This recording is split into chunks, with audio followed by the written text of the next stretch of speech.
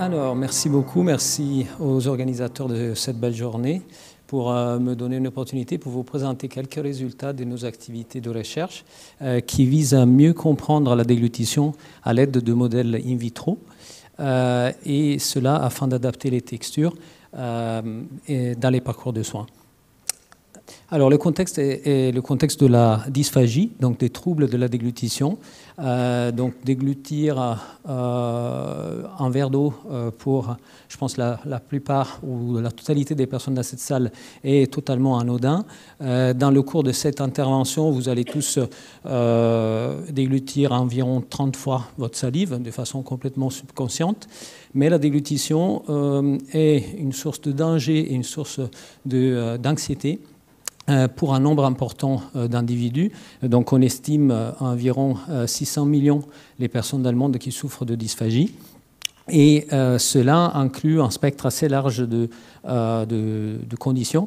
Donc la dysphagie peut être une cause de mortalité lorsque l'aspiration va accroître le risque de pneumonie.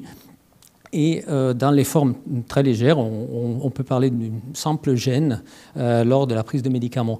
Mais une gêne qui est très répandue, donc selon certaines sources, 40% des adultes aux États-Unis. Donc le développement de produits qui sont faciles à déglutir est important pour contribuer à l'hydratation et à la nutrition, spécialement dans les personnes âgées qui sont particulièrement sujettes à ce type de troubles. Améliorer l'expérience du repas, maintenir l'aspect social des repas qui peut se perdre lorsqu'on doit intervenir sur les textures et améliorer aussi l'adhérence à tout ce qui est thérapie médicamenteuse. La déglutition est un processus physiologique complexe qui fait appel à environ 40 muscles, une coordination qui est très précise et 3 phases, une phase orale, pharyngienne et ésophagienne. Notre approche pour l'étudier est de mieux comprendre la biomécanique de la déglutition et de développer des modèles in vitro afin de mieux comprendre quelles sont les contraintes et les déformations qu'un aliment et les bols alimentaires subit lors de ce processus physiologique. Mettre en œuvre des méthodes de rhéométrie en utilisant les connaissances en rhéologie pour développer des aliments et des boissons, des épaississants qui rendent les aliments plus faciles à déglutir. Donc, un exemple d'un dispositif in vitro, il y en a plusieurs.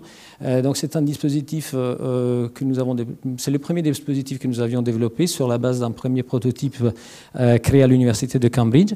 Donc, c'est une gorge artificielle dans laquelle on peut appliquer les pressions qui sont pertinentes par rapport aux pressions appliquées par la langue d'environ 20 kPa. Et on compare et on développe ces méthodes avec des données in vivo obtenues par des méthodes ultrasonores. Donc on peut suivre le temps de résidence. En bouche, on peut mesurer par des méthodes Doppler les vitesses de différents bolis, de différentes propriétés rhéologiques à la sortie de la phase orale. Ces méthodes ont été mises en œuvre dans une série d'activités en lien à la valorisation. Donc, c'est sur ça que je vais me concentrer aujourd'hui, juste pour vous montrer quelques exemples. Donc, une activité sur le développement d'épaississants pour altérer et pour améliorer la texture des boissons pour les personnes qui souffrent de dysphagie. Une deuxième application sur la déglutition des médicaments chez les adultes et une troisième application sur le développement de suspension de paracétamol pour les enfants. Je vais, pour finir, vous montrer un exemple d'un nouveau dispositif in vitro basé sur la robotique molle que nous avons développé très récemment et qui a été appliqué déjà dans une étude avec application pédiatrique. Si on parle d'altération de la texture. Pour les boissons, on parle essentiellement d'épaississement. Et l'épaississement a été prouvé dans plusieurs études cliniques comme une solution capable d'améliorer la sécurité lors de la déglutition. Mais plusieurs études parlent aussi clairement d'une palatabilité qui est réduite, donc dans un impact négatif sur la perception de ces aliments épaissis. Des méthodes simples sont mises en œuvre pour évaluer quantitativement ou qualitativement, je dirais plutôt, cet épaississement, comme la méthode IDDSI. Donc c'est une initiative internationale pour uniformer les différentes approches qui étaient proposées auparavant dans différents pays. Et un exemple de ces méthodes simples, c'est un test gravitaire d'écoulement dans une seringue. En réalité,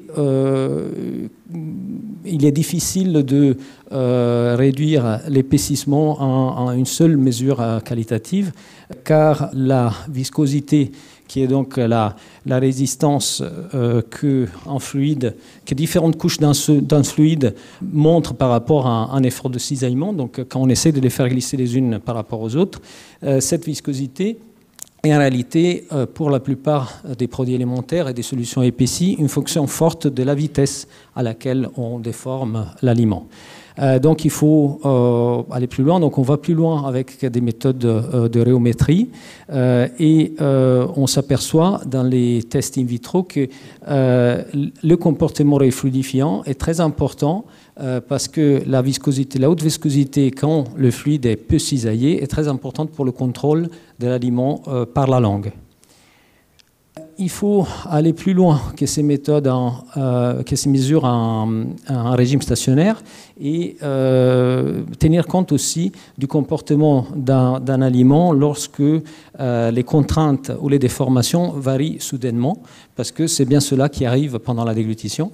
Et les aspects viscoélastiques sont très importants. Donc, un exemple d'un fluide biologique qui a des propriétés viscoélastiques très importantes est la salive.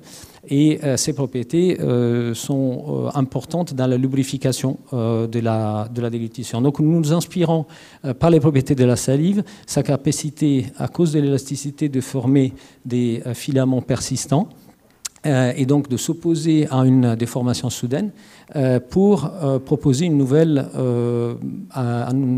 approche pour épaissir les aliments et améliorer la sécurité pendant la déglutition. Donc nous avons testé différents extraits naturels de céréales et identifié des formulations qui montrent qui donnent lieu à finalement dans ces techniques de rhéologie extensionnelle qui sont très persistants.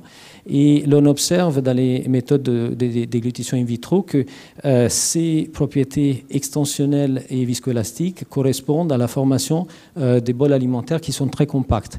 Ce qui est un avantage parce qu'on évite la fragmentation et on peut s'accommoder dans contrôle de la fermeture des voies aériennes qui est moins précis, ce qui arrive souvent lors de la dysphagie. Des tests cliniques ont montré un impact de l'élasticité sur le rapport d'aspect des bols alimentaires dans la phase pharyngienne et donc supportent cette voie d'amélioration de la texture. Mais il faudrait encore aller plus loin dans les tests cliniques et avoir des fluides qui sont encore plus élastiques. Cette nouvelle approche pour améliorer la texture a été protégée par un brevet en collaboration avec les partenaires industriels. Et ces mêmes formulations, ces mêmes propriétés rhéologiques ont été aussi montrées, ont montré un effet positif aussi dans la déglutition des comprimés et des capsules. Donc si on utilise un liquide qui est peu visqueux pour déglutir des comprimés des capsules, de l'eau, en réalité, ces liquides ont une capacité assez mauvaise d'entraîner ces formulations et donc augmentent les risques d'adhésion sur la muqueuse. Souvent, on propose d'épaissir, donc augmenter la viscosité en cisaillement. Et cela permet effectivement de transporter plus efficacement les formulations pharmaceutiques lors de la déglutition, mais induit une augmentation des résidus qui est souvent considérée comme peu plaisante. Donc une solution alternative consiste à avoir une viscosité incisionnement qui n'est pas très élevée, mais avoir des propriétés élastiques. Et cette solution aussi a été protégée au niveau propriété intellectuelle par les partenaires. La troisième application dont je vais vous parler très rapidement pour des questions de temps est le développement de formulations pédiatriques à base de paracétamol. Donc, en collaboration avec un autre partenaire industriel, nous avons montré que ces tests in vitro peuvent être un outil de screening efficace pour différentes formulations avant de passer aux tests in vivo et donc pour choisir les meilleurs candidats pour après continuer dans les tests sensoriels et cliniques. Donc, par rapport à cette partie, pour résumer, donc l'élasticité et la viscosité apparente extensionnelle est une propriété rhéologique qui est intéressante par rapport à la formulation des produits qui sont faciles à déglutir et plus sûrs.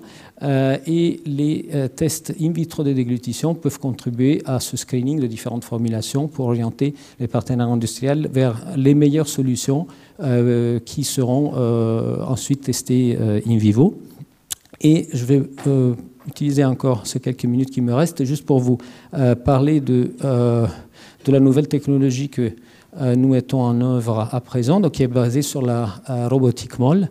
Donc à partir de données IRM de la cavité orale et à partir des mesures de pression qui ont été développées et réalisées in vivo par des capteurs de pression sur le palais, nous avons créé une langue robotique qui permet de simuler la phase orale de la déglutition, qui s'est déclinée en deux versions, version adulte et version enfant, en collaboration avec Carole Tournier au CSGA à Dijon. Et cette nouvelle technologie permet donc de contrôler les pressions qui sont appliquées lors de la déglutition de façon indépendante de la partie antérieure et postérieure de la langue, simuler des problèmes de coordination et permet de mesurer les pressions, les résidus et tester différents paramètres de formulation par rapport à leur efficacité lors de la déglutition. Donc, par exemple, nous l'avons appliqué dans cette étude qui vient de paraître à ces problèmes d'interface aliment-médicament. Donc, quel aliment peut faciliter la prise de médicaments, particulièrement pour les populations pédiatriques, et quel mode d'administration est préférable, quelle fraction volumique des particules solides qui constituent les médicaments peuvent être utilisées. Donc, si vous êtes intéressé, c'est la référence pour cette étude. Quelques mots sur d'autres projets qui sont en cours. Donc, la thèse de Rémi Lecanu avec Cassandra Léverier et Guy Delaval s'intéresse aux méthodes simples utilisées pour caractériser les textures modifiées. Est-ce que ces méthodes simples sont suffisamment discriminantes? Est-ce qu'on peut proposer des améliorations? Donc, ce sont les types de questions que l'on se pose en comparant toujours avec des techniques de rhéométrie qui sont beaucoup plus puissantes, mais bien sûr qui ne peuvent pas être mis en application dans les milieux de soins. Dans la thèse de Yurixi Bougarine avec Vincent Mathieu, nous nous intéressons aux substituts salivaires. Et dans le projet de postdoctoral d'Alejandro Avila Sierra, nous nous intéressons à développer un système in vitro de déglutition qui permet de déglutir des aliments solides, donc où la mastication et la déglutition peuvent se faire en même temps, selon la déglutition stage 2, qui est l'approche physiologique que l'on utilise pour déglutir. Donc ce projet en collaboration avec l'unité CROC de Clermont-Ferrand et le CSGA. Avec cela, j'aimerais remercier tous les collaborateurs dans l'UMR Safe Food, les collaborateurs précédents, l'UMR CSGA, BIA et les partenaires industriels, Nestlé Research et Roche. Et vous remercier tous pour votre attention.